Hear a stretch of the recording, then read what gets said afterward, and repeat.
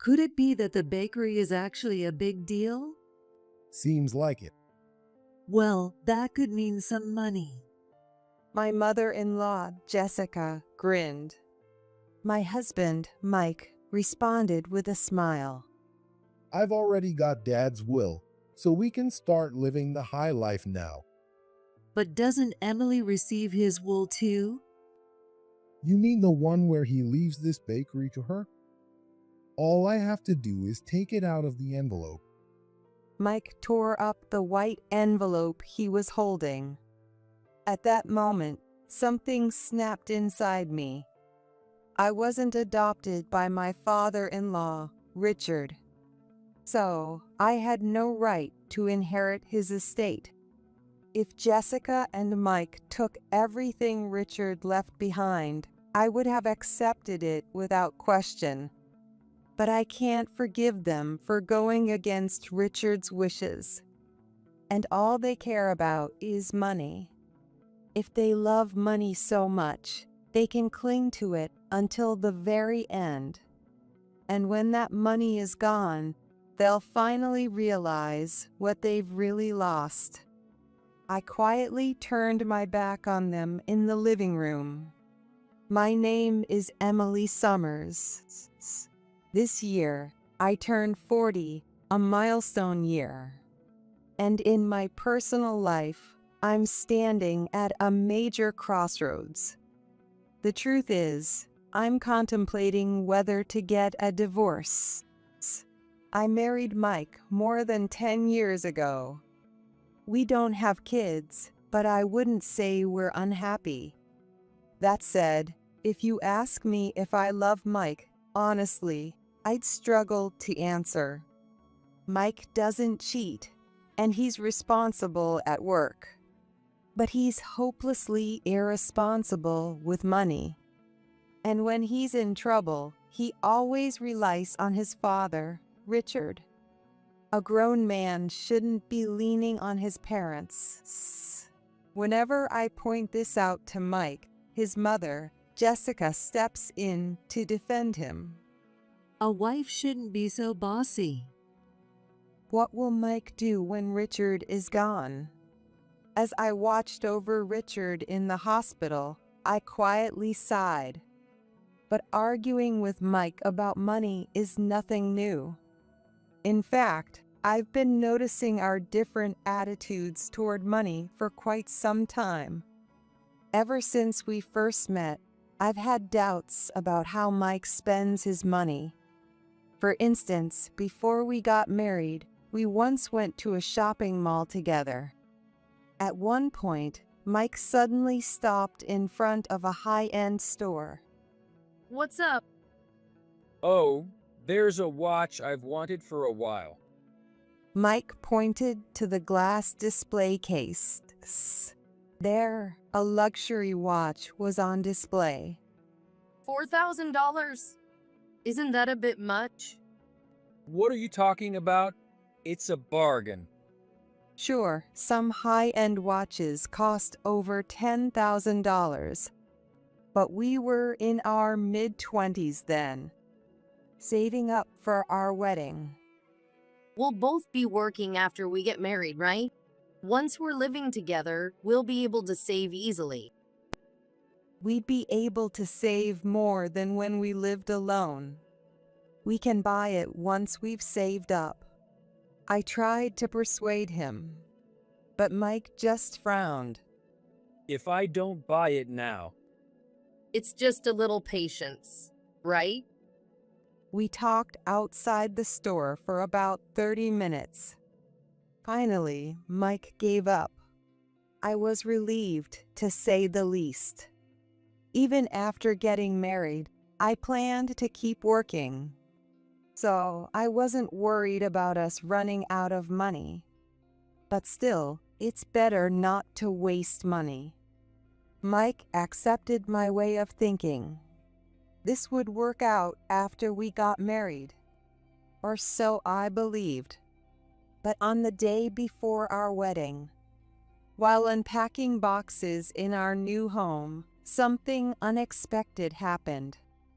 I opened a box and found a paper bag I didn't recognize. This is Mike's? Yeah, that's right. Just take it to my office. I'll set up the fridge. Got it. With that, I carried the package to Mike's office. But something didn't feel right. Wait, was that a designer brand? The image flashed through my mind.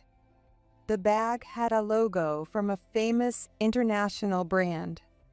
Of course, I wouldn't be upset if Mike owned something like that. Actually, since Mike works as a sales rep for an international company, I'd expect him to look sharp. But for some reason, this time, it bothered me. So, despite feeling guilty, I decided to check the package. What? This is. Inside the bag was a luxury watch. It was the one we had seen at the shopping mall. I immediately confronted Mike. He stammered as he tried to explain. My boss told me I needed a good watch, so I had no choice but to buy it. Then why didn't you talk to me about it? Well, it's a work thing. He didn't think it was something to discuss. He admitted he was wrong to buy it without telling me. Mike gave such feeble excuses. Naturally, I was upset. But there was no point in arguing about it now. Just consult with me next time. In the end, that was all I said. But after that, Mike continued to make big purchases without asking me. It was bound to catch up to me at some point. Yet, I didn't notice, because Mike was clever about it. What shocked me most was that Mike had been getting money from Richard. When he ran out of cash, he would ask Richard for help. It goes without saying that a grown man shouldn't be doing that. Had I known, I would have put a stop to it. But I didn't find out until much later. It was about a year ago when Richard fell ill and was hospitalized. As I was talking to him in his hospital bed, I found out. Now that I think about it, Mike was pretty shaken up when he heard Richard was hospitalized. What? Dad's in the hospital? Mike raised his voice suddenly while talking to Jessica on the phone. Richard's in the hospital? I asked Mike, who nodded at me while still on the phone with Jessica. And? How's he doing? I couldn't hear the conversation, but it sounded serious. When Mike finally hung up, he turned to me. Then, hesitantly, he said, I'm thinking of going back home for a while. "That sounds like a good idea." No, I mean, I want to move back and live with Mom. Mike's sudden words startled me. Sure, with Richard gone, I was worried about Jessica. But moving back to live with them seemed a bit too drastic. As I silently wondered what to do, Mike started explaining his reasons. Mike was Richard and Jessica's only child, so without him, Jessica would be all alone. Also, Richard ran a bakery, and even while hospitalized, someone needed to manage the shop. But Jessica had little work experience and couldn't help much with the business. So, it made sense for either Mike or me to lend a hand. Mike said all of this. But what about work? If we moved in with Mike's parents, we'd both have to quit our jobs. That would defeat the purpose. I was thinking this, but Mike continued with a smile. Don't worry. I'll request a transfer. A transfer? Yeah, our company has a branch near my parents' place. Mike's company has several branches across the country. One of them happens to be close to his parents' home.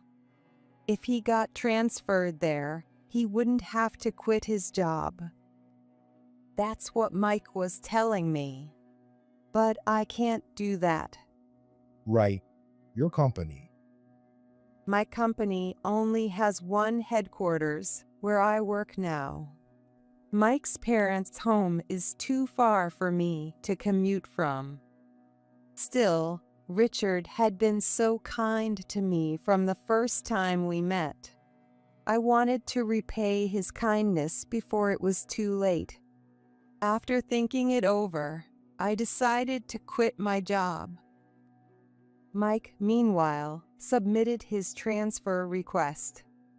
And eventually, Mike got transferred to the branch near his parents' home. I quit my job and started helping Richard with his work. Then Richard said something surprising. Emily, would you like to become an employee here? Huh? Me? Yeah. I feel bad making you work for free, and I'd like to pay you a salary if you join the team. It was an offer I couldn't refuse. I immediately accepted. After that, I started working at Richard's Bakery as a mid-career hire. Jessica wasn't thrilled, but she reluctantly agreed when I told her I would be looking after Richard. And so, I began a new chapter at Richard's Bakery. Once I started working there, I realized it was an even better place than I had imagined. There were skilled artisans and many kind people. It's such a great shop. Why didn't you take it over, Mike? I asked Mike this soon after I started working. Normally, Mike would have been the heir. But instead, he joined the corporate world and had no intention of taking over the bakery. We had discussed this before we got married, but once I started working there, it seemed strange to me that he wouldn't take over. Bakery? That's so old-fashioned. Plus, it doesn't seem to make much money. Huh? Old-fashioned? Not making money? Yeah, I've been to the shop a few times, but there were hardly any customers. After that, I didn't really hear the rest. Basically, he thought it was outdated and unprofitable. I couldn't believe Mike thought of Richard's work that way. My love for Mike started to cool rapidly. All that happened about a year ago. Later, during a conversation with Richard about work, he told me that he had been giving money to Mike. But Richard added that it was a long time ago. When I asked how long ago, Richard just laughed. It's been years now. I think he just wanted to show off a bit after you two first got married. Apparently, Mike told Richard he bought those luxury items to impress me. Even though some details didn't quite add up, I didn't say anything to avoid burdening Richard. Not long after, Richard's condition suddenly worsened. It became difficult for him to talk. During that time, Richard asked me for a certain favor. Would you do this for me? I don't mind, but are you sure? Yes. Lately, I've been getting a sense of things, just by the atmosphere. Richard said this with a cheerful smile. That was the last meaningful conversation I had with Richard. A few days later, he was no longer able to speak. I asked Jessica and Mike to come visit him. What? Visit? I'm too busy. I had no idea what she was so busy with. Regardless, Jessica refused to visit Richard. And Mike, too, used work as an excuse not to go. Please don't say that. This might be your last chance. I get that, but I've got work. Mike just shrugged it off. I was absolutely furious. At this point, I could understand why Richard had made that request of me. I was completely done with Mike. I needed to seriously consider divorce. I was beginning to think about separating from Mike. Then, right after that, Richard passed away. My mind went blank. There were still so many things I wanted to ask Richard. I couldn't just sit there. I pulled myself together and started preparing for Richard's funeral. From the bakery, Richard's employee, a pastry chef named John, came to help. But for some reason, John and Jessica started arguing. What? Why does it have to be so flashy? Well, many people associated with the store will be attending, so. It doesn't have to be that big. It's not like the shop is paying for the funeral. It seemed they were arguing over the scale of the funeral. Jessica wanted to keep it modest to save on costs. On the other hand, John argued that considering the number of attendees, it should be larger. There's also the cost of return gifts. It's a lot of money, you know. Can't you understand that? We'll handle the return gift by providing some sweets. Leave it to us, the pastry chefs.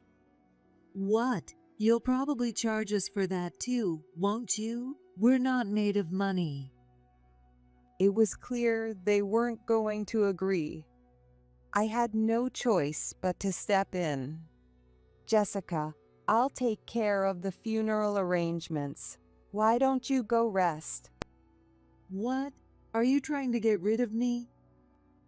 You've been married for a long time. It's normal to feel down. It would be best if she took a break now.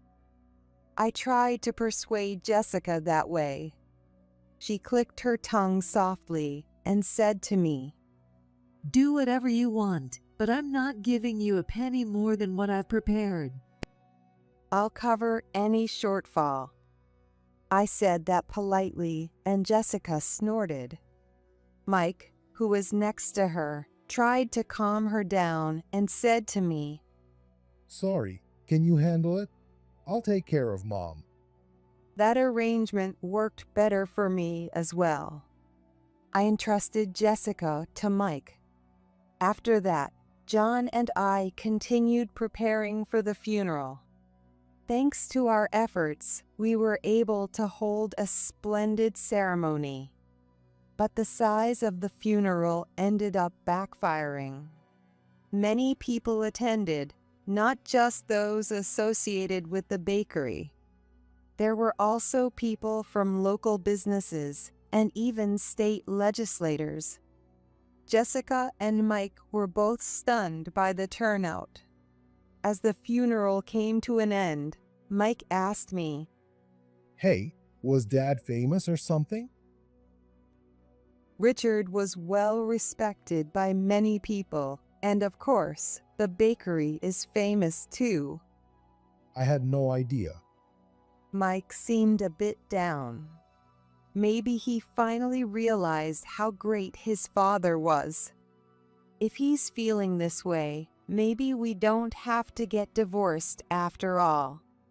I was thinking about that while mourning Richard's passing. The day after the funeral, I went to the bakery to collect Richard's belongings. Back home, Jessica and Mike were busy preparing thank you notes for the funeral. I needed to help when I got back. With that in mind, I hurried home. I'm back. I called out as I entered the house. But there was no response. Wondering what was going on, I headed to the living room. That's when I overheard Jessica and Mike talking. Did you see who attended the funeral? There were even some big names. Yeah, I was shocked when a department head from one of our corporate clients showed up. Mike sighed. Jessica frowned as she continued. Could it be that the bakery is actually a big deal? Seems like it. Well, that could mean some money. Jessica grinned. Mike responded with a smile. I've got Dad's will, so we can start living it up now. But doesn't Emily have a will too? You mean the one where he leaves the bakery to her? All I have to do is take it out of the envelope. Mike tore up the white envelope he was holding. At that moment, something snapped inside me. I wasn't adopted by Richard, so I had no right to inherit his estate. If Jessica and Mike took everything Richard left behind, I would have accepted it without question. But I can't forgive them for going against Richard's wishes. And all they care about is money. If they love money so much, they can cling to it until the very end. And when that money is gone, they'll finally realize what they've really lost. I quietly turned my back on them in the living room.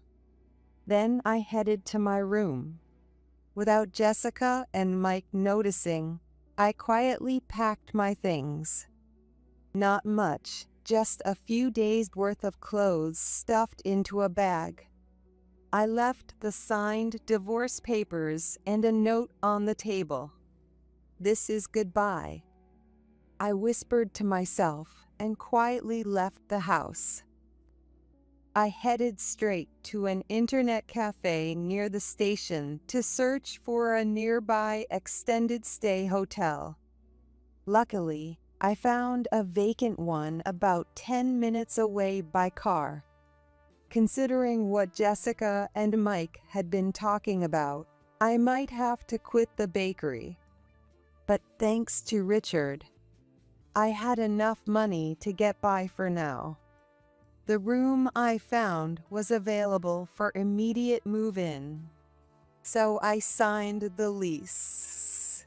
The next day, I moved into my new place. First, I needed to get Mike to agree to the divorce. Revenge on both of them would come later. I also had to fulfill Richard's request. Richard, you can count on me. I was just thinking about when to go back for my belongings when I noticed several missed calls on my phone. There were about 30 calls from Jessica and Mike. They'd all come in the past few hours. So they'd finally noticed I was gone.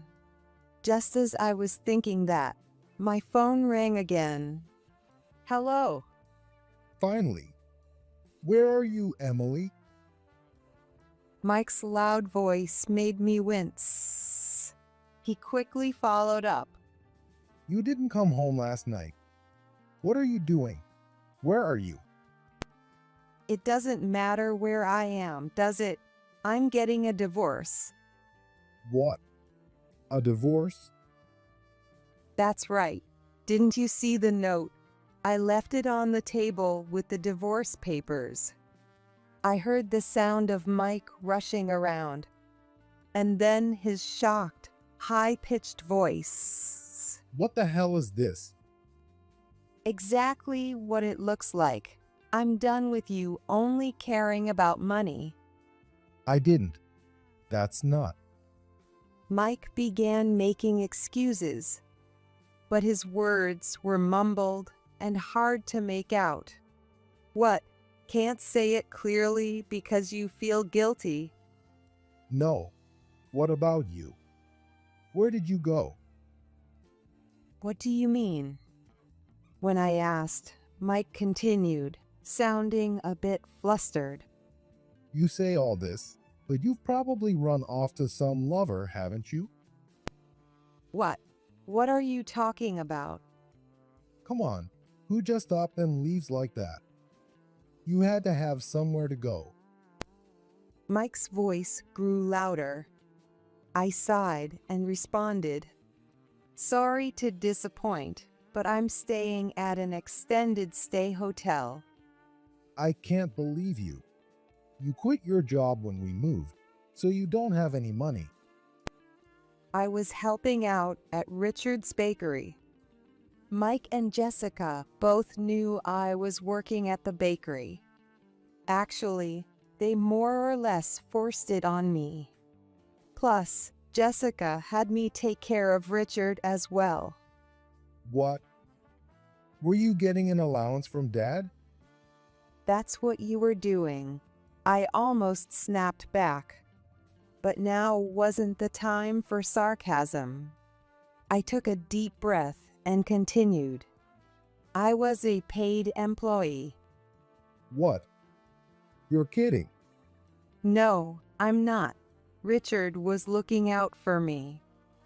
Richard had said he couldn't bear to be a burden on me after being neglected by his own wife and son. Anyway, Mike should now understand that I had money. Oh well. Mike seemed to have lost his ability to argue once he realized I wasn't financially dependent on him. I decided to press the issue. Anyway, I want a divorce, Mike. Are you going to sign the papers or not? A divorce. I mean, let's not rush into that. I'm not listening to anything you say unless it's to tell me you're signing those papers, I declared firmly. I then heard a small, frustrated click of Mike's tongue. Finally, Mike, who had been muttering under his breath, suddenly shouted, Fine. I'll divorce you. I recorded that just now. I'll sign the divorce papers, so come back. We can't move forward with the inheritance without you. Mike finally revealed his true intentions. But there's one thing he didn't realize. He just exposed the fact that there's a will from Richard addressed to me. As I've mentioned, I'm not Richard's biological daughter. So, I'm not an heir to his estate. In other words, there's no need for me to be involved in any inheritance discussions. But if my presence is necessary, it must mean that I'm somehow involved in the inheritance. He's really clueless. I sighed quietly. In any case, I got Mike to agree to the divorce, and he has no idea what's coming his way. He's going to regret those words. I couldn't help but smile. The next day, I went to Mike's parents' house to get the divorce papers. There, I found Jessica, Mike, and an unfamiliar man in a suit. According to Mike, the man was a lawyer. He'd been called to discuss the inheritance. Since we're talking about the divorce, this is perfect timing. I was planning to hire a lawyer myself. But this works out even better. In that case, could I ask you to handle my divorce as well? Certainly. The lawyer nodded with a smile. And so, the discussion about Richard's inheritance began. Richard's estate included cash, securities, a house, and land. However, it seemed that the only heirs were Jessica and Mike. In that case, there shouldn't be much to discuss. Normally, that would be the end of it, but Jessica and Mike had a will from Richard addressed to me. That's probably why they called the lawyer. Do they really want to ignore the will addressed to me? I was a bit suspicious, but the lawyer continued the conversation without a word. So, you're holding the wills. Oh, yes. Here they are. Mike placed 2 envelopes on the table. One was addressed to Jessica and the other to Mike. The will supposedly addressed to me wasn't there. That's to be expected, but it still frustrated me. Did you read the contents? The lawyer asked as he flipped the envelopes over. Well, the envelopes weren't sealed. It appears so. Let's take a look. The lawyer opened the envelope addressed to Jessica first. Inside was a single sheet of paper. You are to receive the house and land. The entire will was written in simple, phonetic characters without specifying who you referred to, but it was clearly signed and stamped by Richard.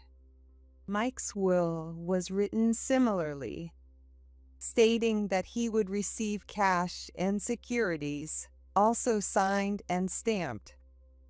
Oh, there's another document here. The lawyer noticed another sheet of paper. The paper read, I leave the bakery to you. Yes, my father ran a bakery.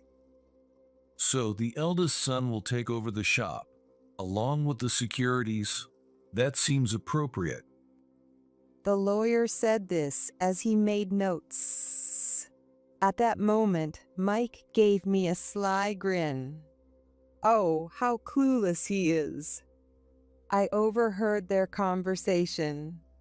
So I know this will was originally meant for me. But since Mike doesn't know that I heard them, he thinks he's in the clear as long as he keeps quiet. If he tries anything else, it'll only make him suspicious. He can't even hide his satisfaction. I sighed inwardly. For now, I played along as if I knew nothing. In the end, the inheritance was divided according to the will, with Jessica and Mike inheriting everything from Richard. Feeling triumphant over getting what he wanted, Mike easily agreed to the divorce settlement I proposed. He even signed the divorce papers on the spot. Here, is this good enough for you? Yes, it is. After the lawyer confirmed everything, I nodded deeply. After the lawyer left, I bid my farewell to Jessica and Mike. Thank you for everything over the years. Well, we only lived together for about a year, but you were married for a long time, weren't you? Jessica smirked. She seemed pretty happy to see me go. Yes, it's been over 10 years. So, what are you going to do now? I'm going to keep working. I have plenty to do. As soon as I said that, Jessica looked puzzled. But only for a moment before she laughed and said to me, Huh, were you not listening? The bakery now belongs to Mike. Yes, that's true. Yes, that's true. Do you plan to stick around even after the divorce? Isn't that a bit presumptuous? Jessica snorted. I responded firmly, Don't worry, my workplace isn't the bakery. Huh? Not the bakery? Richard also ran a confectionery company. Jessica and Mike's eyes widened in surprise. As it turns out, Richard owned 2 businesses. One was the old bakery they knew about. The other was a confectionery company, which operated a factory to produce sweets. This company had a large factory in town and employed quite a few people. In recent years, Richard had focused more on the confectionery company, while John mostly ran the bakery. I was employed by the confectionery company. So, even though the bakery now belonged to Mike, it didn't affect me. When I told them this, Mike's face turned red as he started shouting. What the hell is that? That business should be mine too. Sorry, but it's not. Why not? I inherited the confectionery company's shares. This all happened shortly before Richard passed away. He had asked me to do something for him. That was to run the confectionery company. A few years ago, Richard considered automating his traditional bakery. He thought about introducing machinery for part of the production process while keeping the store running as usual. However, if you're only going to partially automate, it's better to develop new products that can be fully machine produced. With that advice from John, Richard decided to establish a separate confectionery company. He then separated the machine-producible items from those that weren't and started making different products for the confectionery company and the store. This strategy was more successful than anticipated. As a result, the confectionery company quickly grew. Meanwhile, Richard also focused on the traditional bakery by developing collaborative products. Because of that, Richard's company became a major focus in the local community. But neither of you cared, so Richard decided to pass it on to me. Why you? Jessica's face turned bright red as she started to get angry. If you had visited Richard at the hospital, maybe the company would have been passed on to you. I couldn't help but smile as I watched Jessica biting her lip in frustration. Now, I've avenged Richard. As I was thinking that, Mike suddenly came up to me. Hey, Emily, let's start over. Huh? Why would I? Dad worked with the bakery too, right? So let's get back together as a couple. It'd be better if we worked together as husband and wife. Richard would have wanted that too. Mike kept insisting that's what Richard would have wanted. But it's too late for that now. No way. The divorce is final. There's no going back. But Dad would have. Oh, that's right. Look at this. Mike grabbed the will from earlier. He held it out to me and continued. The part in the will about leaving the bakery, it was actually meant for you. I never thought Mike would expose himself for forging the will. I was shocked at how pathetic he looked. While I was speechless, Mike added, See? Isn't this great? Emily, I'll make you an officer. No, the president of the bakery. Do you even realize what you're saying? Forging a will is a crime. Is this forgery or alteration of a will? I don't know what crime this falls under, but even just hiding a will is illegal. In any case, what Jessica and Mike did was illegal. Maybe Jessica realized that because she was just pacing around nervously by herself. Meanwhile, Mike didn't seem to care at all. He was desperately trying to defend himself, saying, I didn't really falsify anything. There's no name on the will. Then there's no way to know if it was meant for me. No, this paper was inside an envelope with your name on it, Emily. I saw Mike tear that envelope to pieces, so I believe what he did amounts to destroying a will. Just for that, Mike could be disqualified from inheriting anything. At least, that's what I think. But even if I told him that, Mike wouldn't understand. So I decided to explain it in a way even he could get. I pulled out a copy of a certain document from my bag, placed it in front of Mike and Jessica, and said, "This is a copy of Richard's real will." What? The real will? The truth is, Richard had entrusted me with his will. It's an official document with a date, signature, and seal. And the will I have has a properly addressed name on it. However, as long as there's no contradiction with a newer will, even an earlier one can be recognized. By the way, the only discrepancy between the will I held and the newer one was just one thing: the fate of the bakery. In the will I possess, it was written, "The bakery is to be passed on to John. I'll contact the lawyer about it later." What? Then why did Dad leave something like this?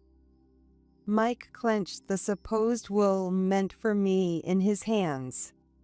I sighed and gave him the answer. "That's not about the bakery.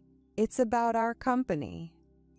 In other words, the will Richard handed to them was deliberately written in phonetic characters to cause confusion. If they had visited Richard in the hospital, he would have surely told them the truth. They would have known that Richard owned both the bakery and the confectionery company and was focusing more on the confectionery business. If they had understood that, they could have figured out whether Richard intended to leave the bakery or the company to me, and could have advised him right then and there. But they never visited him, not once. Naturally, Richard gave up on them at some point. And before he passed, he transferred shares of the confectionery company to me as a gift. Paying the taxes is tough, but I'm determined to do it for Richard. Wait a second. So I'm left with nothing? Looks like both of you will likely be disqualified from inheriting anything. I smiled. I wouldn't mind that at all.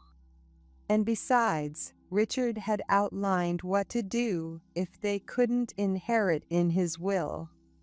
Wait, does that mean I won't get the house or the land either?